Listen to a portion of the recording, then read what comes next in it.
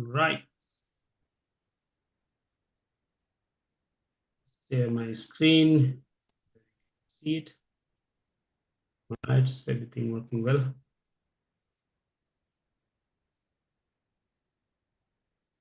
All right. Om Namo Bhagavate Vasudevaya. Om Namo Bhagavate Vasudevaya. Om Namo Bhagavate Vasudevaya. Om Namo Om Bhagavate Vasudevaya. Vasudevaya. Om Namo Bhagavate Vasudevaya. Om Om Namo Namo Bhagavate Vasudevaya. Vasudevaya. Jai Shri Krishna Chaitanya. Jai Shri Jai Krishna Krishna Chaitanya Chaitanya. Prabhu Nityananda. Prabhu Prabhu Nityananda Nityananda. Sri Advaita Gadadhara. Sri Advaita Gadadhara. Srivasadi Srivasadi Gaura Bhakta Vrinda. Sivasari Gaur Bhakta Vrinda. Now all of us can say it together. Hare Krishna, Hare Krishna Krishna Krishna, Hare Hare. Hare Hare Rama Hare Rama, Rama Rama Rama Rama, Rama Hare Hare Hare. Hare Hare Krishna. Hare Krishna. So let's get started for today's discussion on Bhagavad Gita, chapter 7, called, what is the title? Do you remember? Knowledge of the Absolute. So Krishna in this chapter is explaining knowledge about himself. And you'll see already so far in this chapter, if you go a little back and see, Krishna starts explaining this topmost yoga system at the end of chapter. आज मैं बंद कर दूंगी तुम्हारा अगर तुम यहाँ नहीं And आते तो and um, and then he discusses about topmost bhakti yoga. So there are different type of yoga, and Krishna says topmost bhakti yoga is one in which a person focuses on me.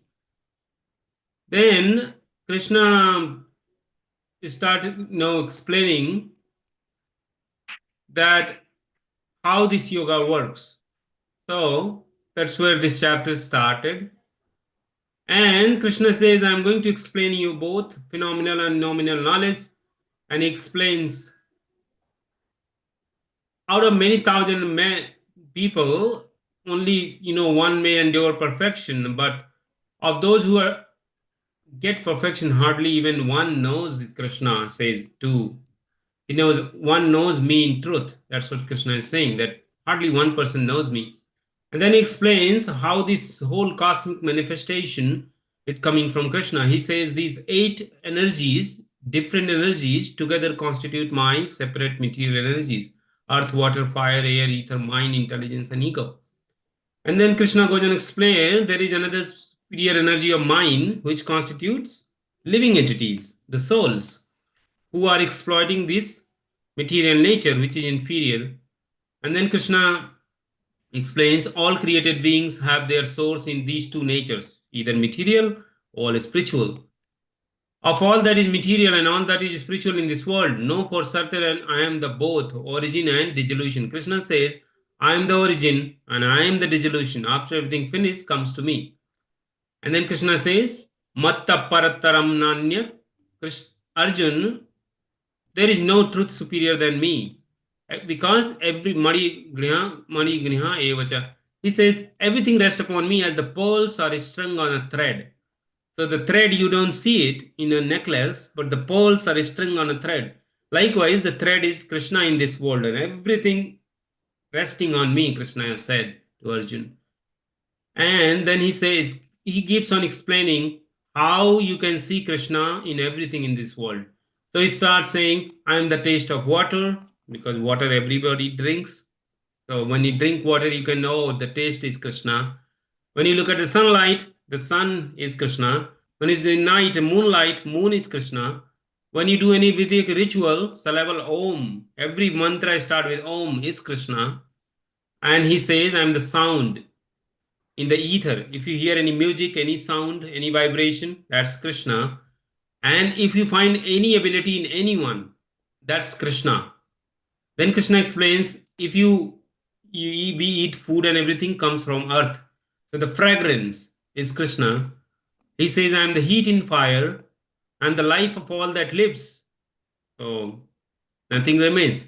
And I am the penance of all ascetics. And Krishna keeps on explaining, know that I am the original siege of existence, intelligence of the intelligent, and the power of the powerful man, prowess of the powerful man. I am the strength of strong, devoid of passion and desire. I am the sex life, which is not contrary to the religious principle, O Lord of Bharatas. And then Krishna explains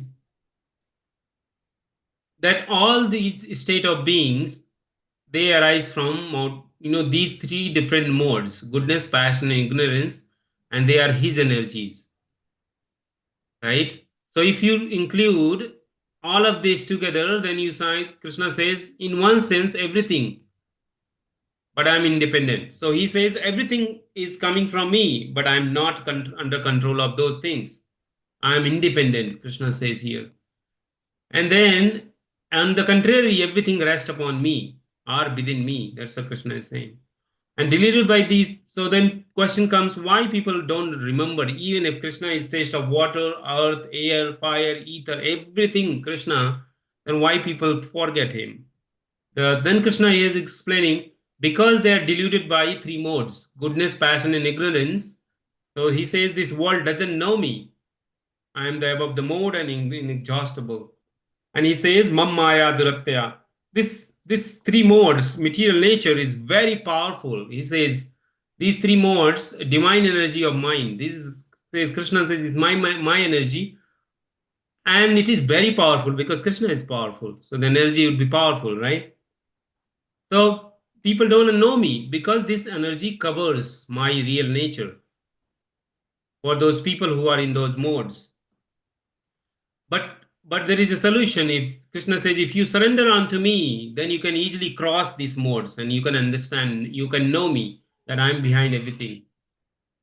So then Krishna says, those miscreants who are grossly foolish, who are lowest among mankind, whose knowledge illusion is partaken, whose knowledge is stolen by the illusion, and who partake of atheistic nature of demons, do not surrender unto me. So this in 15th sloka, Krishna explains four kind of people never surrender to Krishna.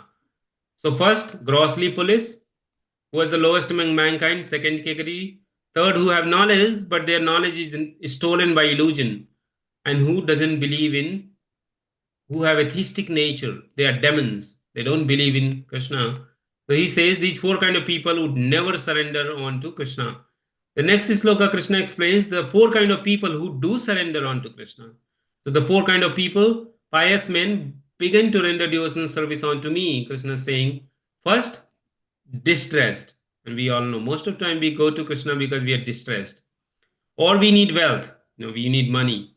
Or we are inquisitive. We just want curious to know about things. So we go to Krishna. Read Bhagavad Gita, Bhagavatam, Vedic literature. And the fourth class is who is searching the knowledge of absolute. The fourth kind of people. So these four kind of people come to Krishna. And out of these four class, which one is the best? Krishna is saying, oh, the fourth class is the best. Search of the knowledge of the absolute. The one who is in full knowledge, always engaged in pure devotional service, is the best.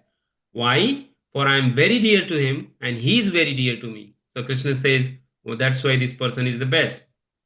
And said, never mind, all these four category of people who come to me are magnanimous soul because they are coming to me.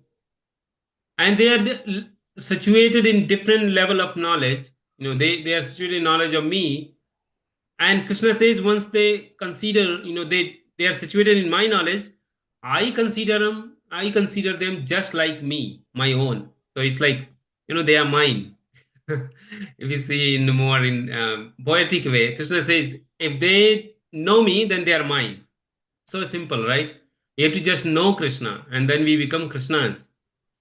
Krishna says that they are very dear to me, and I consider them myself, them as myself. And if they engage in transcendental service, they are sure to attain me, the most perfect goal, Krishna is saying. And how does this happen? This happens janmanam bahunam ante. After many, many births. He is who is actually knowledge surrender unto me. Krishna says it doesn't happen so easily. Even though it's very easy. There's Krishna controlling everything, Krishna behind everything. It is not hard to surrender to Krishna. But then Krishna says it's very hard. Why? Because after many, many births, people who get this knowledge, just all of us reading Bhagavad Gita, it's not by chance. All of us, we don't know how many millions of births we have gone through. And now, within this life, how many years we passed already. But now we are getting some attention to Krishna. So this happens after many, many births. So this is not easy. What we are doing, we are reading Bhagavad Gita. Knowing me to be the cause of all causes. And that is all that is. Such a great soul is very rare. Sa Mahatma Sudurlabha. Vasudevam Sarvamiti Sa Mahatma Sudurlabha. And then 20th sloka, then question comes, if it is so easy to surrender to Krishna, then why people don't surrender?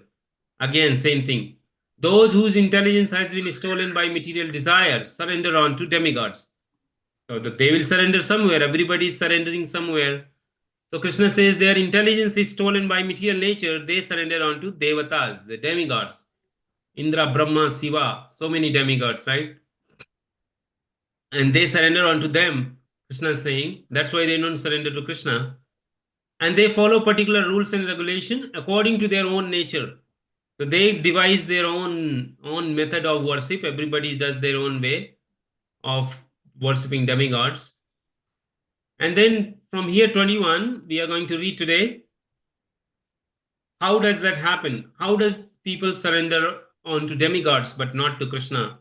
And does Krishna has any role in that? Because if Krishna is in our heart, he should stop it. Because he knows that if that's not right purpose, then why Krishna allows it? And how does that happen that people surrender onto demigod despite Krishna present in the heart as a super soul, right? So let's read this sloka. Yo yo yam tanu bhakta Yo yo yan tanu bhakta Shraddhayan acharitam ichchati Shraddhanyan chittu michhati tasya chalam shraddham tasya tasyachara shraddhan Tameva vidamadyayam midimad Tameva tameva vidyati. atmanam. All right, Sun translation purport by His Divine Grace, A.C. Bhaktivedanta Swami, Srila Prabhupada ki jai. Translation. I am in everyone's heart as the super soul. As soon as one desires to worship some demigod, I make his faith steady so that he can devote himself to that particular deity. Purport.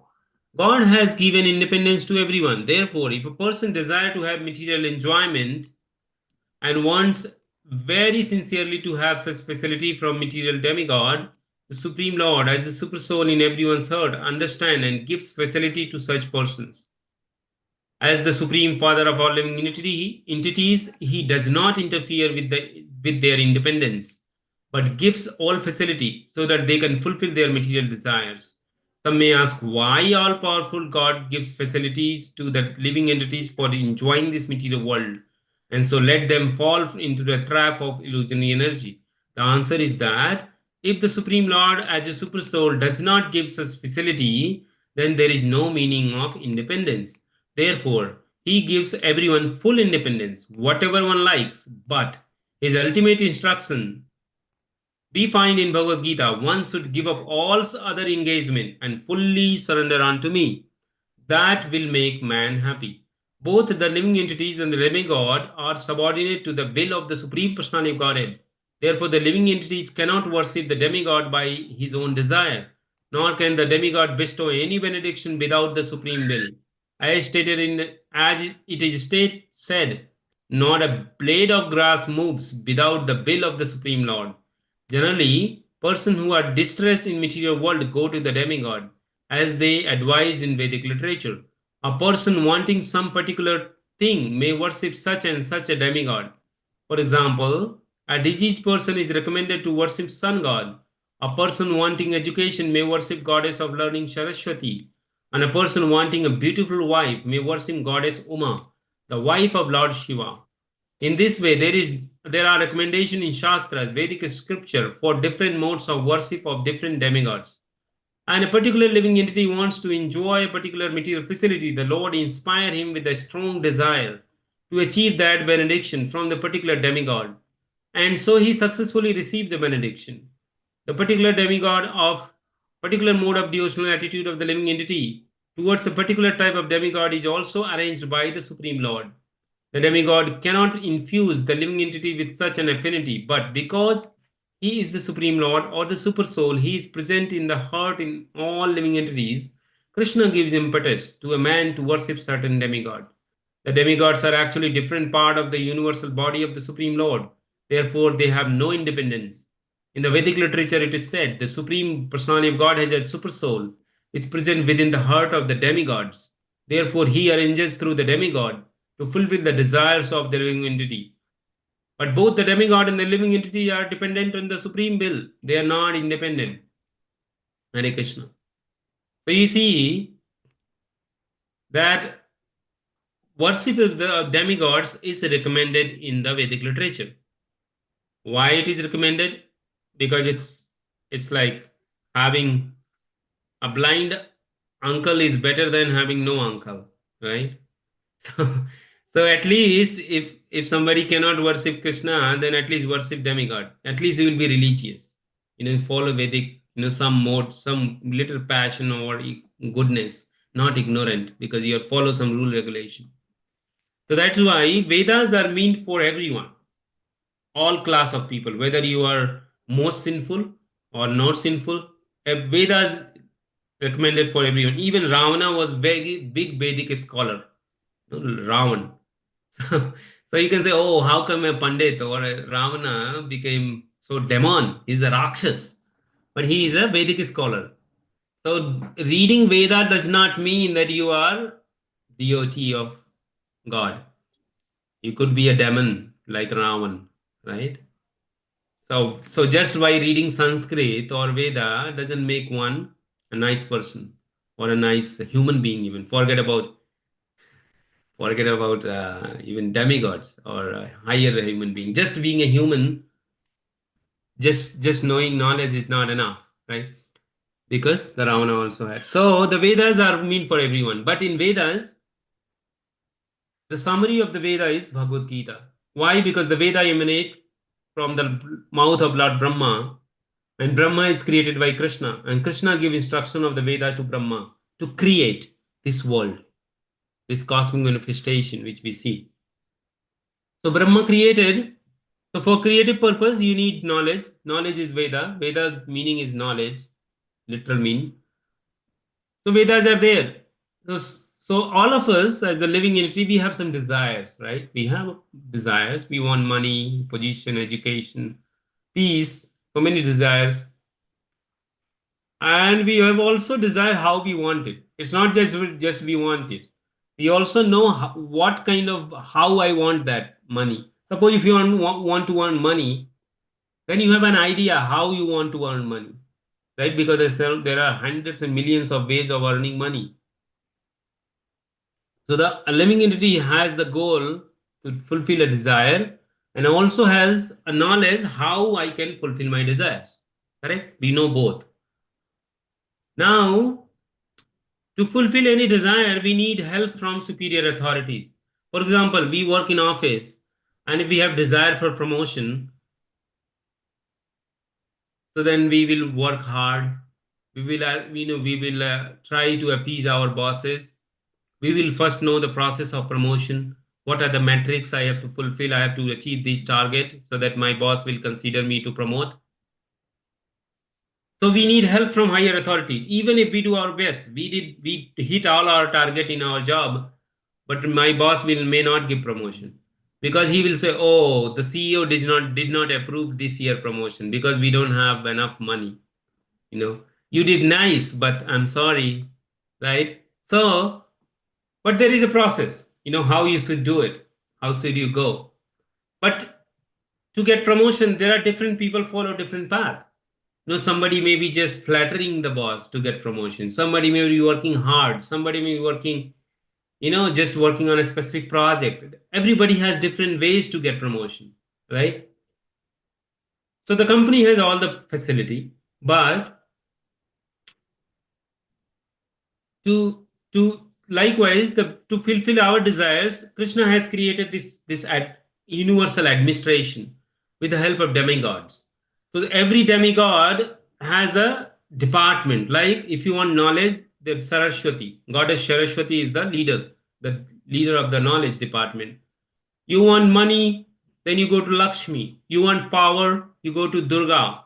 You know, you want so many things: air, water, Pavana, Indra, Chandra, Sani. If you don't want travel, you go to Shani, or you go to Hanuman, who is opposite party of Sani, right? The Sani fears Hanuman. So the people go and offer prayers to Hanuman on Saturday. No, Sani, I want to get protection from Sani there, right? Or offer oil to Sani. Let him not burn, or put more oil. Let him just stop sleep. Take a lot of fat and sleep, Sunny Dev. I don't want you to get up. I'm fine. I'm joking. Okay. We do that. And Vedas, they recommend it. So how does that happen? Prabhupada explaining. So Krishna is in our heart.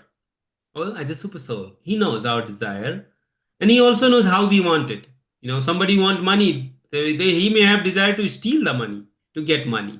You know, so the Krishna is sitting in the person who wants to steal the money and get rich. So Krishna will facilitate that person. Okay, if you want to do stealing, you do this. Krishna will give intelligence from the heart. Now, from where this person want to steal the money, from a person's shop or anywhere, the Krishna is sitting there also in the heart. He will also give, and that person want that my money should be protected. Because I don't want somebody steal my money. So Krishna will give intelligence to that person to protect the money, right? Because Krishna is there, both parties. Now, depending on their karmas, their past karma. Like suppose the shop owner who has a lot of money, he collected the money by illegal means. So then karmas is there. So then demigods are sitting there. They will bewilder his mind now because of karmas. They will change his mind. Oh, you forgot to lock your shop. Or somehow the thief came and you showed him where is the keys. He copies your keys. Something happened because of karmas. Krishna is not interfering. He is helping both people. But now your karma, because of your past karma, now things will play and modes will act. Which mode you are going to work? Now, demigods are also in the hearts of demigod who is disturbing the situation between the thief and the shop owner. The demigods, in their heart also Krishna is sitting as in this demigod's heart. And Krishna will inspire the demigods to interfere because to execute the karma of both the people. So stealing will happen, even Krishna is present, because Krishna don't interfere with anyone's desire. You want to steal the money? All right, go ahead. I'll give you full independence. You want to protect your money? All right, go protect your money. I'll give you full independence. Now, because of your karma, you're gonna lose your money. Because of your karma, you're gonna steal the money. But then person who stole the money will caught later by the police and will suffer. Krishna is not again interfering. Police hurt also, Krishna is there. He will inspire to catch the thief and put into jail. So Krishna is just facilitating. He is not interfering. Literally, if you see, I gave you a graphical or visual kind of example. You can easily see Krishna does not interfere in anyone's. Likewise, if somebody wants to worship demigod, all right, Krishna will say, go ahead, I will support you. Like a loving father, if you have 5 kids or 2 kids, 5 kids now it is very much burden. But 2 kids, then one kid, if even if it wants to do nonsense, you can stop 1 time, 2 time, 3 time. But if it is too much stubborn, you'll say, okay, I'll provide you. But here is the guideline: play safe. Okay, you try, but play safe because you're loving. You don't interfere. At the same time, you give guidance. So in this world, Krishna drop us here because we wanted to desire, enjoy this world through this body. But Krishna also gave this instruction of Bhagavad Gita that keep reading. Okay, keep reading, reminding yourself why you are here, what are you doing, what is purpose, where you are going, how you will go. So amid all this, Krishna says, he will say later, if we remember Krishna, suppose the thief or the shop owner, thief, okay, wanted to steal money, but the shop owner was not the worshipper of demigod, he was worshipper of Krishna. So then Krishna will give a special favor. Krishna will give him a sense, oh, this person is thief, be careful now, because he is going to steal your money. Okay, so then Krishna will favor the shopkeeper because the shopkeeper is the deity of Krishna, and then he doesn't do any bad karma. Now Krishna knows your karma is good, so I will protect your money by giving you inspiration to protect your money and stay safe from this thief. Okay, so thief will find someone else shop because for the thief doesn't matter where it goes and get the money, but Krishna will protect a person who surrender on to Krishna directly. Super soul. Okay, Krishna, you are mine in my heart. I don't know how to protect my money. Please give me right intelligence so that I can protect my money with your help. Then Krishna will say, okay, now I know who is going to steal your money. I'll protect you from that person. I'll send that person for somewhere else. Don't worry. All right? Because you don't have any karma. You do become, akarma. You're not doing any fruitive result based activity, right? So that's a mechanism how super soul works and how it inspires. We'll read text 22. Um, text, who wants to read this one? I will I read can it. read. Yeah, Okay. go Can ahead. Okay, you? okay. Swati Mataji, you can read, and then Hital Mataji. Okay, thank you. How about the shloka? Do I have? Yeah, I now I see that. Thank you. Sa taya shraddhaya yuktas युक्तस्याराधन मिहते लभते च ततः कामान्मयेव विहितान् हि नक्तान्. Endowed with such a faith, he endeavors to worship a particular demigod and obtains his desires. But in actuality, these benefits are bestowed by me alone. The demigods cannot award benedictions to their devotees without the permission of the Supreme Lord. The living entity may forget that everything is the property of the Supreme Lord, but the demigods do not forget. So, the worship of demigods and achievement of desired results are due not to the demigods but to the Supreme Personality of Godhead by arrangement. The less intelligent living entity does not know this, and therefore he foolishly goes to the demigods for some benefit. But the pure devotee, when in need of something, prays only to the Supreme Lord. Asking for material benefit, however, is not a sign of a pure devotee. A living entity goes to the demigods usually because he is mad to fulfill his lust. This happens when something undue is desired by the living entity, and the Lord Himself does not fulfill the desire. In the Chaitanya Karitamrita, Cha- Charitram, Charitramrita, it is said that one who worships the Supreme Lord and at the same time desires material enjoyment is contradictory in his desires. Devotional service to the Supreme Lord and the worship of a demigod cannot be on the same platform because worship of a demigod is material and devotional service to the Supreme Lord is completely spiritual. For the living entity who desires to return to Godhead, material desires are impediments. A pure devotee of the Lord is therefore not awarded the material benefits desired by less intelligent living entities, who therefore prefer to worship demigods of the material world rather than engage in the devotional service of the Supreme Lord. Thank you, Mataji. See, so Krishna saying, endowed with such a faith. So Krishna gives faith to fulfill the desire.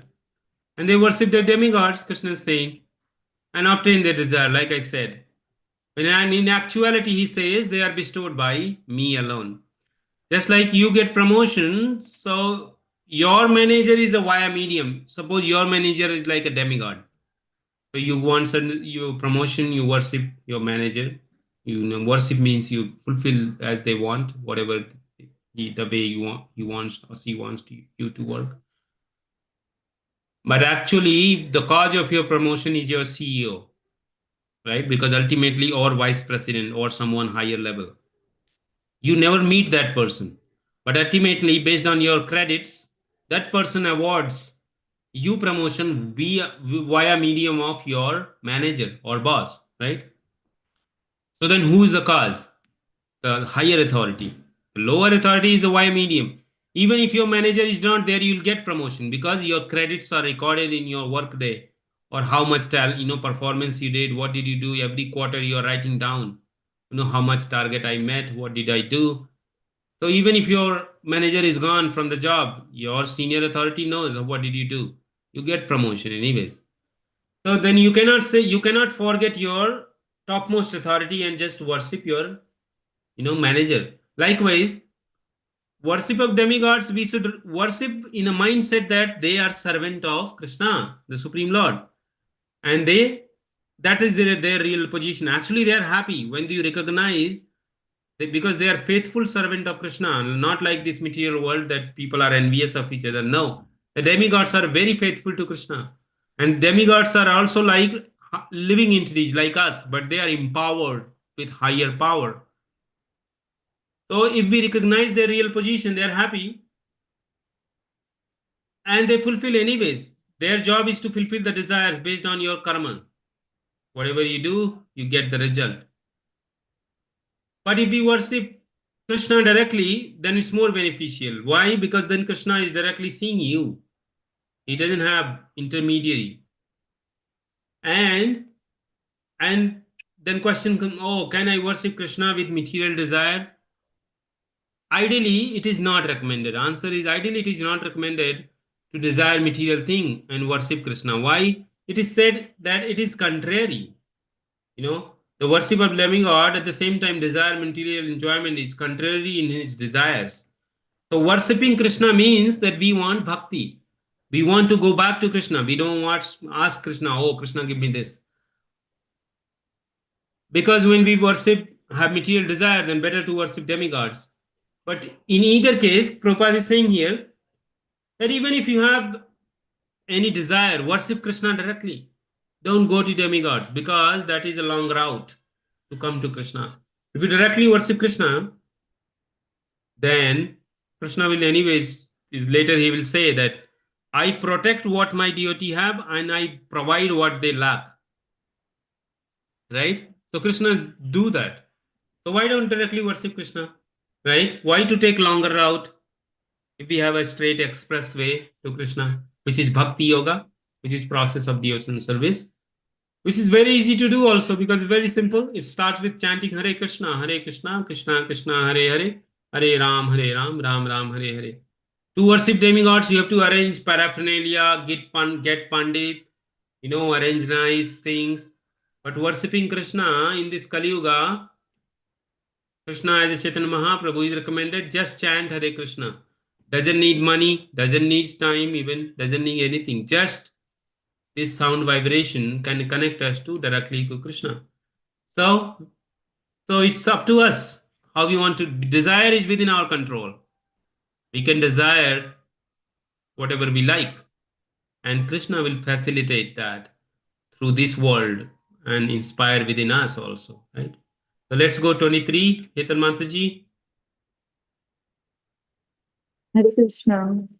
Yes, Mataji, Hare Krishna. Tataya Shraddhaya Yuktastasya Radhanam. No, I think this is Antu Phalam Tesam.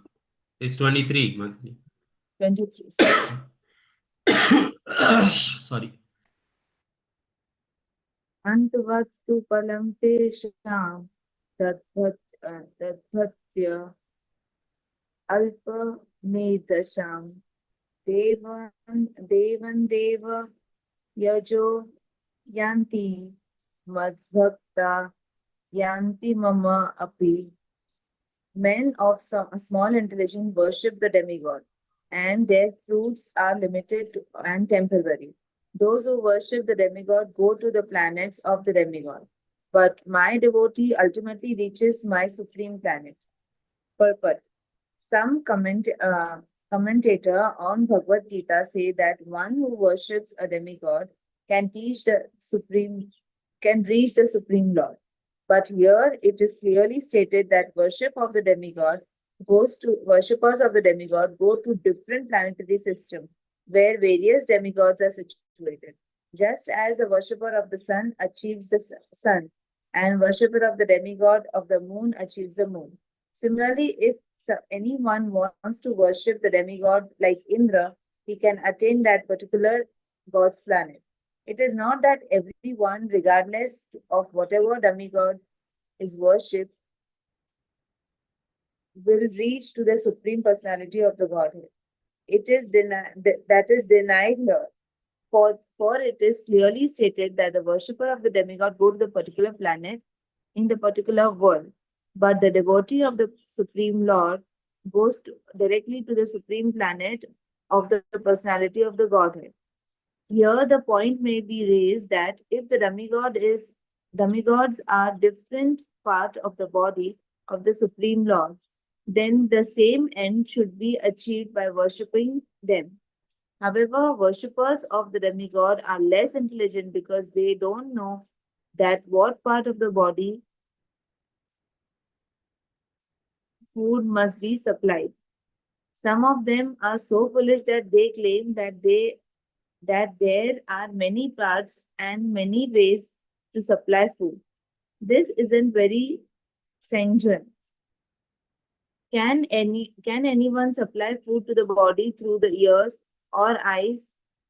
They do not know that these demigods are different parts of the universal body of the Supreme Lord, and in this ignorance they believe that each and every demigod is separate God and competitor of the Supreme Lord.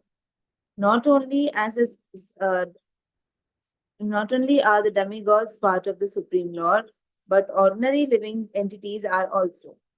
In the Srimad Bhagavatam, it is stated that the Brahmins are the head of the Supreme Lord. The Kshatriyas are his arm. The Vaishyas are his waist. Sudras are his legs. And all serve different functions. Regardless of the situation, if one knows that both the demigods and he himself are the part and parcel of the Supreme Lord, his knowledge is perfect.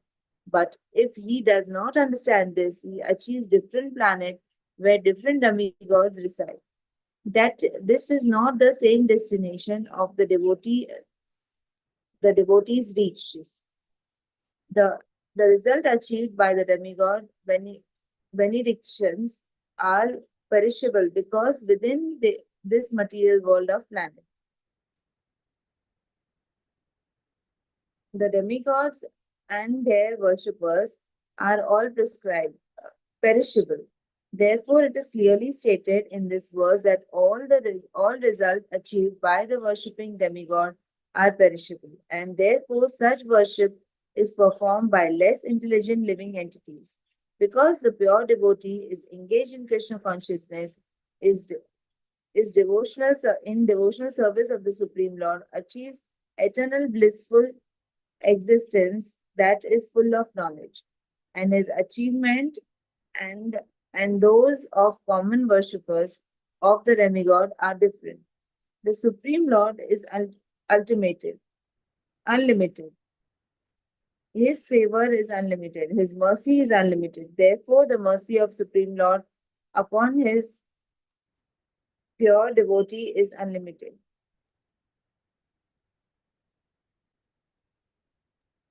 Hare Krishna. Hare Yes. Krishna. So, you just, Mataji just read that Krishna is saying that what is wrong with, question can be raised. What is wrong with worshipping demigods? If the Krishna is in their heart, and the demigods are worshipping Krishna, then what is wrong? So Krishna is saying the wrong is antavattu phalam tesham tam bhavya alpamedasam. This alpamedasam. So the demigods are, as I said, are also like living entities like us, but they are empowered, they are powerful. So whatever they give, and they themselves and we us ourselves will perish. This world will come to end. So then we come back to this world, material world again. Even if you go to a planet of Shiva or Brahma or Indra, Chandra, Varuna, sun god, moon god, whatever, you have to come back because this world will dissolve. As Krishna says, I am the cause of dissolution. So this world will end. So, but question can be raised, oh, you say that Krishna's universal body, which later the chapter 11 will come, universal form of Krishna, where you'll see Krishna will say everything exists in my body. So what is wrong on worshipping part of the body of Krishna, which is demigod? So demigods are part of the body of Krishna. So what is wrong?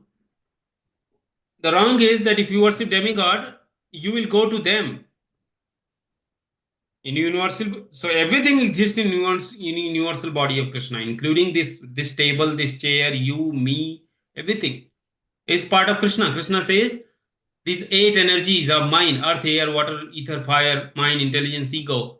Everything is Krishna. So if you worship air, you will go to air planet. You earthly planet, water, air, fire. You worship whatever demigod, you go to that planet. So it's like interplanetary. If you want to make interplanetary travel in your subtle body, mind, intelligence, ego, with your spirit soul, you go to that demigod and get a new body as suitable there. So worshipping demigod, the problem is that we will not reach to Krishna because Krishna has Goloka Vrindavan, a separate planet. He doesn't come and part of this planetary system. So Krishna is saying, if you worship demigod, you go to the demigod. And my deity, Krishna says, reach to me. Mad bhakta yanti mamapi. Devan deva yajo yanti. So that's the problem. Because the demigods will finish, you come back to again. But if you go to Krishna, you don't have to come back in this troublesome life, right? So that is the problem, right? And that is why Krishna will keep on explaining more on this topic. So let's read text 24. Who wants to read 24? Kamini Mataji or Arjun, I think, remaining. Yeah, I can read. Wonderful. Thank you. 24. Avyaktam vyaktim appanam manyate mam abhyudaya param bhavam ajnananto mama vyayam anuttamam.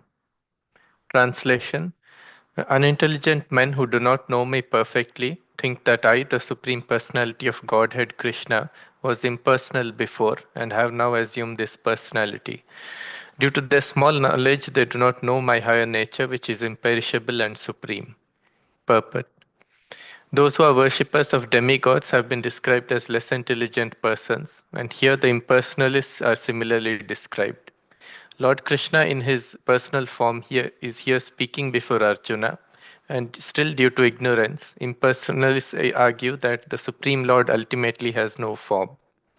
Yamunacharya, a great devotee of the Lord in the disciplic succession of Ramanujacharya, has written a very appropriate verse in this connection. He says, do you want me to read the Sanskrit or? You can read, no Yeah, problem. You can yeah. read. Yeah. Tvam Shila Rupa Charita Parama Prakshatya Satvena Satvikayata Prabla Sastraya Prakhyata Deva Paramata Vidam Matascha Naivasra Prakryata Prabhavati Bodham. My dear Lord, devotees like Vyasadeva and Narada know you to be the personality of Godhead. By understanding different Vedic literatures, one can come to know your characteristics, your form, and your activities. And one can thus understand that you are the Supreme Personality of Godhead. But those who are in the modes of passion and ignorance, the demons, the non devotees, cannot understand you. They are unable to understand you. However expert such non devotees may be in discussing Vedanta and the Upanishads and other Vedic literatures, it is not possible for them to understand the personality of Godhead. In the Brahma Samhita, it is stated that the personality of Godhead cannot be understood simply by the study of the Vedanta literature. Only by the mercy of the Supreme Lord can the personality of the Supreme be known. Therefore, in this verse, it is clearly stated that not only are the worshippers of the demigods less intelligent, but those non devotees who are engaged in the Vedanta and speculation on Vedic literature without any tinge of true Krishna consciousness are also less intelligent. And for them, it is not possible to understand God's personal nature. Persons who are under the impression that the absolute truth is impersonal are described as abhyudaya, which means those who do not know the ultimate feature of the absolute truth. In the Srimad Bhagavatam, it is stated that the supreme realization begins from the impersonal Brahma and then rises to the localized super soul. But the ultimate word in the absolute truth is the personality of Godhead. Modern impersonalists are less intelligent, for they do not even follow their great predecessor Shankaracharya, who has specifically stated that Krishna is the supreme personality of Godhead. Impersonalists, therefore, not knowing the supreme truth, think Krishna to be only the son of Devaki and Vasudeva, or a prince, or a powerful living entity. This is also condemned in the Bhagavad Gita. Avajananti mam mudha manusim tanum asritam. Only the fools regard me as an ordinary person. The fact is that no one can understand Krishna without rendering devotional service and without developing Krishna consciousness. The Bhagavatam confirms this. Atapite deva padambujadvaya prasadalesa nugrita evahi jnanati tattvam bhagavan mahimono na chanya eko siram vichinvan. My Lord, if one is favored by even a slight trace of the mercy of your lotus feet, he can understand the greatness of your personality. But those who speculate to understand the Supreme Personality of Godhead are unable to know you, even though they continue to study the Vedas for many years. One cannot understand the Supreme Personality of Godhead Krishna or his form, quality, or name simply by mental speculation or by discussing Vedic literature. One must understand him by devotional service.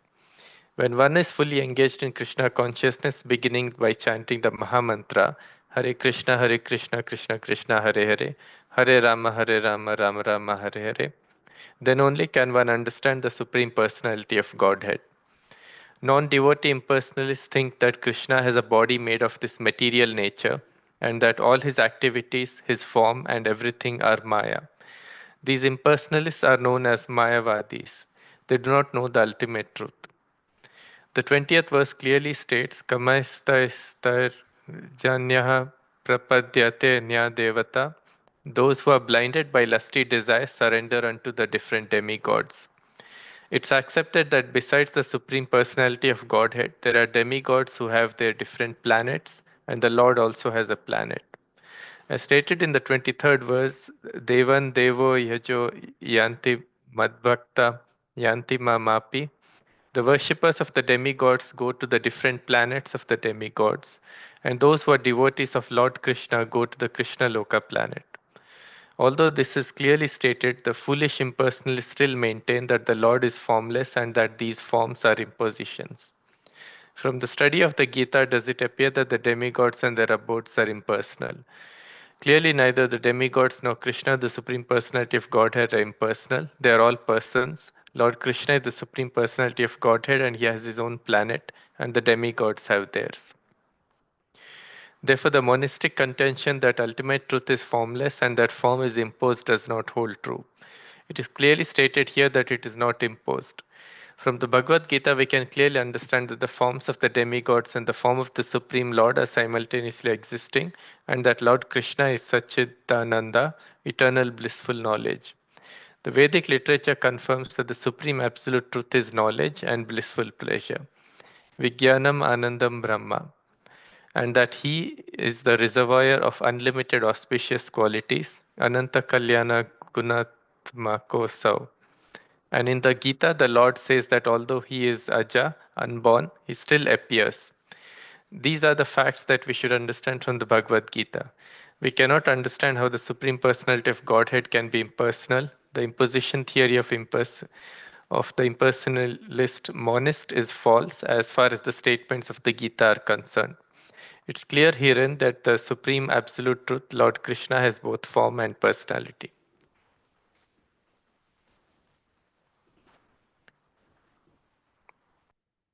Yes, so thank you, Arjun.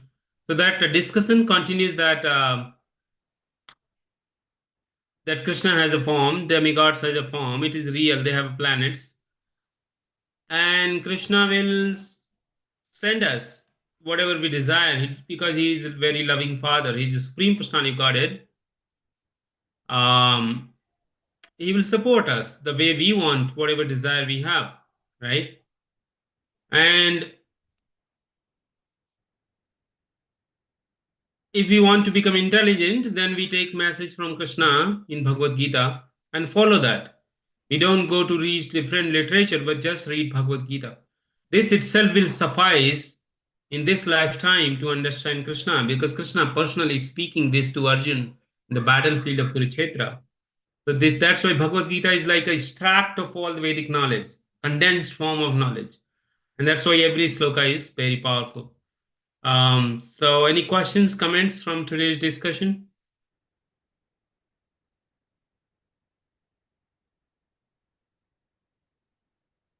Any thoughts?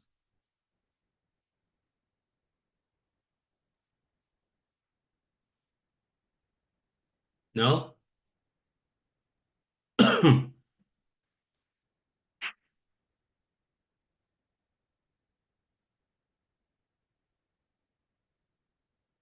Okay. So seems like we'll finish next session. I think we are in 24, finish 24. And we have 5 more to finish. 5 slokas. That's end of this chapter. So I'm sure we'll finish next session because I don't want to rush through the slokas. Okay.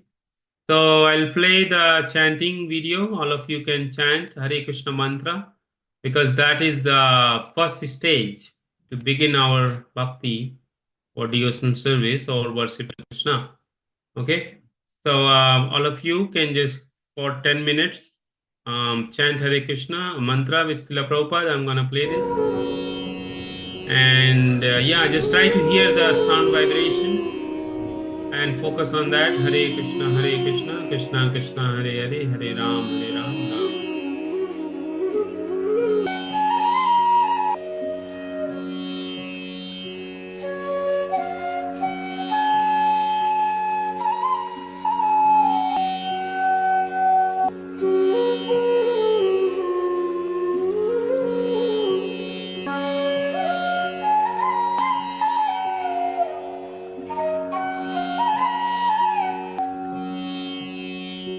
So before we chant, we say this mantra, Panchatattva mantra. All of you can say after me. Jai Sri Krishna Chaitanya, Jai Sri Krishna Chaitanya, Prabhu Nityananda, Prabhu Nityananda, Sri Advaita Gadadhara, Sri Advaita Gadadhara,